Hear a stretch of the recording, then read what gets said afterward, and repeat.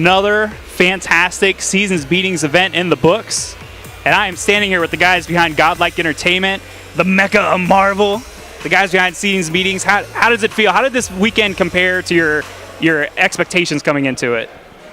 I think it was good. It's always good to see people all, having fun and smiling and laughing, getting hyped about matches. And this is the Mecca of Marvel, and we definitely had some hype Marvel matches, so this is to be expected. So yeah, since this is not like our main fall event, this is more like a regional, which we've done the last 2 years in Cleveland. So it was like smaller. We wanted to just get that regional a little bit bigger because we knew people love this venue, and we could get some top players out and throw a nice event for mostly like the 5-state area pretty much.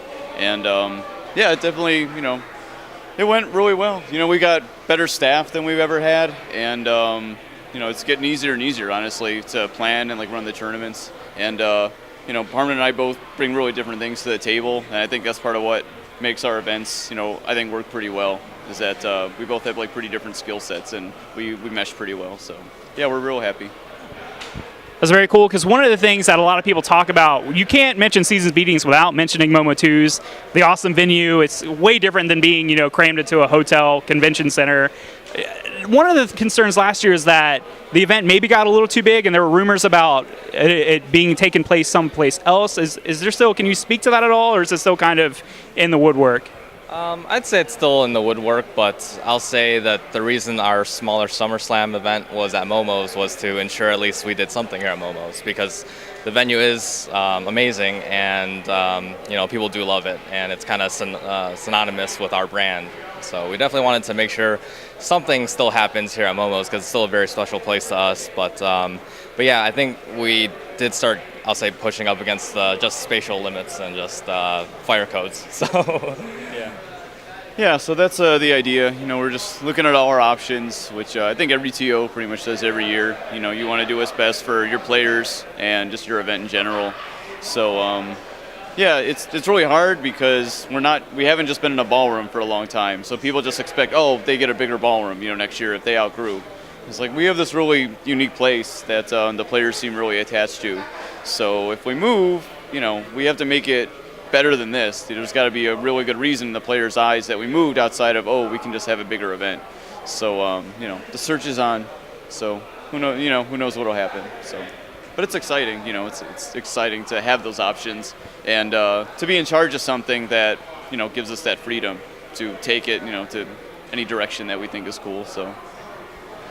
Now, kind of one of the other themes going forward with kind of the evolution of Seasons Beatings is this year is that with the SummerSlam event, we actually took the player input, and there was kind of, I don't want to say last second, but there was a change to where all matches were 3 out of 5.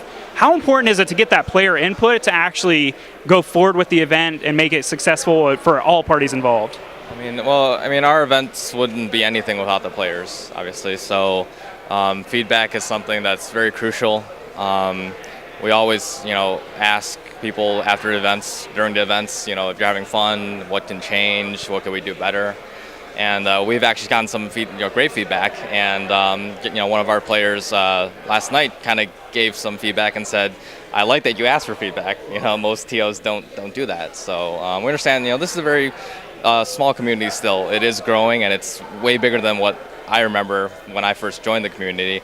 But it's still small, and so it's taking care of everyone is still very important. So yeah, absolutely, because pretty much everything that we've done since the beginning of the tournament in 2006, the beginning of Season Beatings, was just doing what we think people are going to find exciting. And how do you figure that out? It's not from just one person who was born just with all kinds of crazy ideas. You just talk to people, you get feedback. The people that you want to cater to, you just see what they want. So we started out with Justin Wong at the first tournament, bringing him to Ohio because he had no reason to come out here and level up our players and everything. So we brought him out, and then everything that built the tournament up was mostly through Marvel the next couple years, Marvel 2. And we put together the things that the Marvel players wanted to see, but for whatever reason didn't get to pop off at EVO or on the East Coast or wherever. So that's pretty much what we've always done since the beginning, and I think it is a trademark of our event. And for instance, last year we planned this Good versus Evil event, seeing with the Marvel players, were down with it in the first place, but they also wanted to run East Coast West Coast because the format they used at EVO for the Marvel 3 East Coast West Coast wasn't. They didn't do a round robin, and obviously everyone wants to see the round robin, East Coast, West Coast. So like we weren't sure how hyped that was going to be, but the players wanted to do it, so we did that on Friday night, and then we did the good versus evil, and they both turned out really awesome. So that's what we try to do every year, and it keeps us motivated and it keeps us interested in what we do, as as our place in the community. It keeps us engaged to. Because, we're directors, but we're fans ourselves. So when we see something hype or we think something needs to be ran back because, I felt salty about it, it's something I want to see. So I think definitely good versus evil is like everyone was salty about Phoenix, including us. So we wanted to see something done about that. So, yeah. Very cool. Well, there's a little bit of work that's still left to be done. I know a little bit of like cleanup and things like that. But last but not least, you guys have any thank yous or shout outs as far as the event's concerned or just Yeah. I mean, just shout outs to the community in general. To keep leveling up, keep supporting your local scenes, your local tournaments. I think right now we have a really big opportunity to make something really great out of this community. So just keep things positive and keep supporting. So.